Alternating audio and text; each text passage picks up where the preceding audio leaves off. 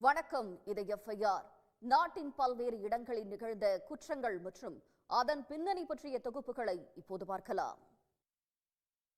துபாயில் இருந்து தங்கம் கடத்திய வழக்கில் கைதான தமிழ் பட நடிகை ரன்யா ராவ் வீட்டில் டிஆர்ஐ அதிகாரிகள் மேற்கொண்ட சோதனையில் 5 கோடி ரூபாய் நகை பணம் சிக்கியுள்ளது. 3 மாதத்துக்கு முன்பு திருமணம் செய்து கொண்ட அவர் கடந்த 15 மாதங்களில் 48 முறை துபாய் சென்றிருப்பதும் தங்க கடத்தலுக்கு என்றே பிரத்யேக ஆடையை பயன்படுத்தி இருப்பதும் தெரிய வந்துள்ளது. 4% கமிஷனுக்கு ஆசைப்பட்டு கடத்தல் குருவியாக மாறிய நடிகையின் பின்னணி என்ன?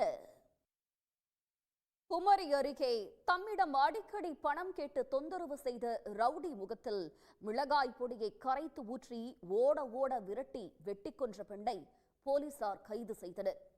துணை போன அவருடைய கணவரும் பிடிபட்டார். பண விவகாரத்தில் அரங்கேறிய கொலையின் பின்னணி என்ன?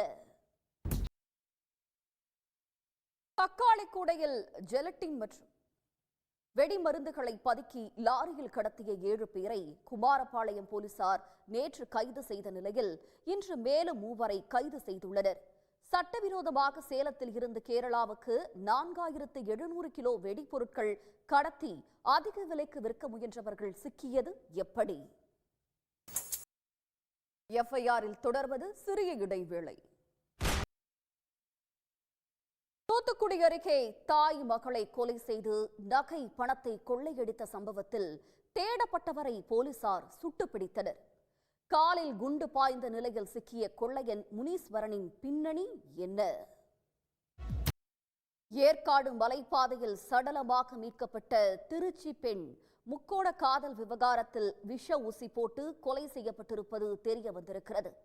அவருடைய காதலன், இந்நாள் மற்றும் முன்னாள் காதலிகள் ஆகியோரையும் போலீசார் கைது செய்தனர். சேலத்தில் விடுதியில் தங்கியிருந்த பெண்ணை காரில் கடத்தி கொன்றது எப்படி? இத்துடன் எஃப்ஐஆர் நிறைவு பெறுகிறது. நன்றி, வணக்கம்.